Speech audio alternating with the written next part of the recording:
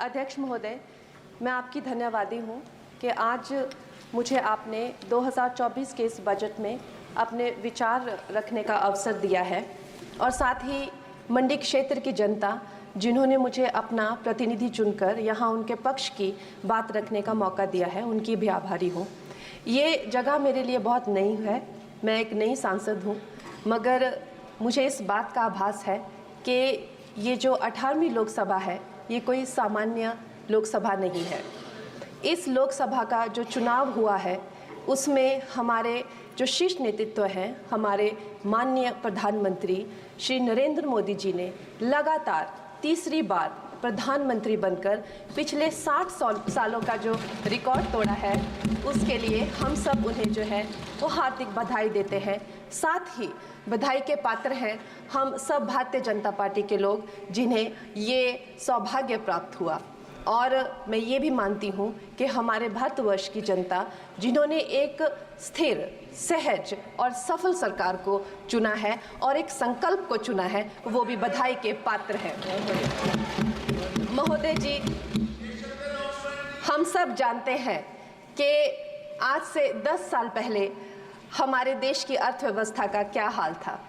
आज से 10 साल पहले हमारी संघर्षशील जो एक चरमराती और एक लड़खड़ाती अर्थव्यवस्था जो कहीं 11वें नंबर पर थी और सारा देश जो है उसको लेकर चिंतित रहता था, पिछले 10 सालों में वो अर्थव्यवस्था 11वें से 5वें नंबर पे आई है और बहुत तीव्रता से जो है तीसरे नंबर की तरफ जा रही है। ये जो 2024 का बजट है ये सब वर्गों को जो है वो शक्ति प्रदान करने वाला बजट है।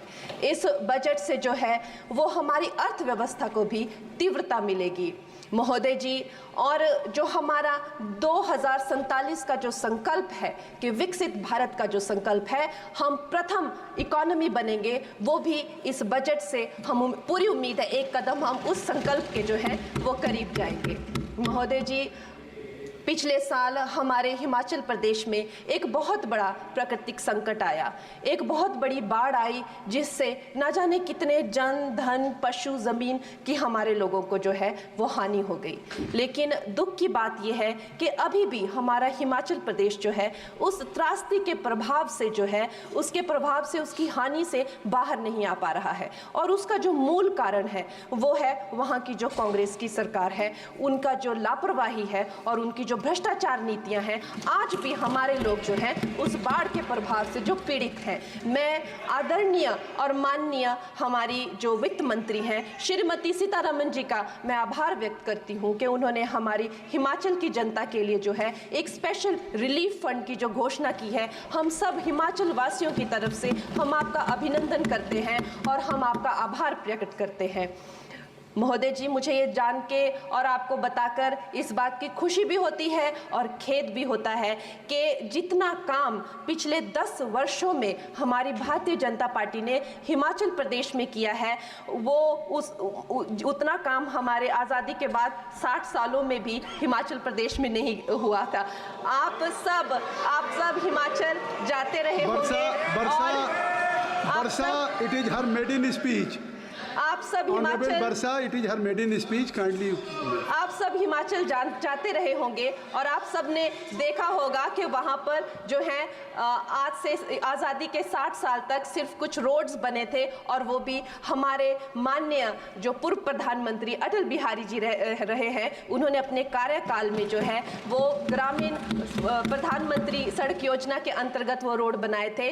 लेकिन पिछले 10 वर्षों में प्रधानमंत्री नरेंद्र मोदी जी की सरकार ने हमारे क्षेत्र को जो है एम्स, IIIT, IIM जैसे वैश्विक स्तर के जो है वो संस्थान दिए हैं और वंदे भारत जैसी ट्रेन को हमारे हिमाचल में पहुंचाया है।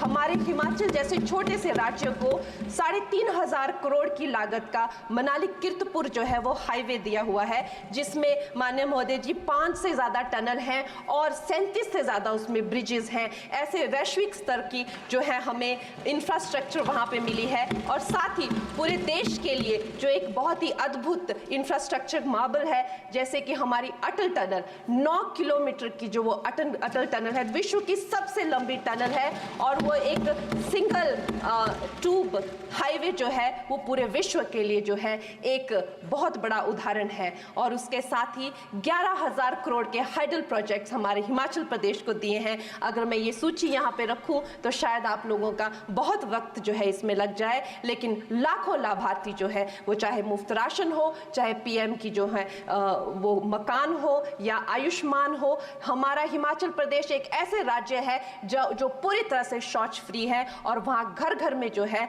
वो गैस चूल्हे का कनेक्शन लगा है। एक भी माता, एक भी बहन गैस चूल्हे के कनेक्शन के बिना नहीं है। और मेरा ये जो सौभाग्य है 18वीं लोकसभा में, महोदय जी, मेरा ये सौभाग्य है कि जब मैं यहाँ पे आई थी तब महिला आरक्षण बिल जो राजनीति में महिलाओं को जो है 33% आरक्षण देता है वो बिल भी पारित हुआ था। तो मेरे लिए बड़ी ही ये सौभाग्यशाली जो है 18वीं जो लोकसभा है। और मैं ये कहना चाहूँगी कि ये जो बिल है ये अवश्य ही एम्प्लॉयमेंट हो या चाहे स्टार्टअप इनोवेशंस हो, चाहे हमारे गरीब और मिडिल क्लास को टैक्स रिलैक्सेशन हो या हमारे जो अन्नदाता किसान हो उन पे फोकस हो। ये मैं इसे होलसम बजट कहती हूँ। और मेरी एक प्रार्थना रहेगी हमारे सरकार से कि हमारे मंडी क्षेत्र में अगर एक इंटरनेशनल एयरपोर्ट हो तो अवश्य ही हमारी जनता का टूरिज्म की दृष्टि से बहुत कल्याण होगा। वो हमें ज़रूर इस विषय में सोचें। और मुझे लगता है ये जो बजट है हम हिमाचल के वासी जो हैं इसका पूरी तरीके से जो है वो वेलकम करते हैं। और धन्यवाद।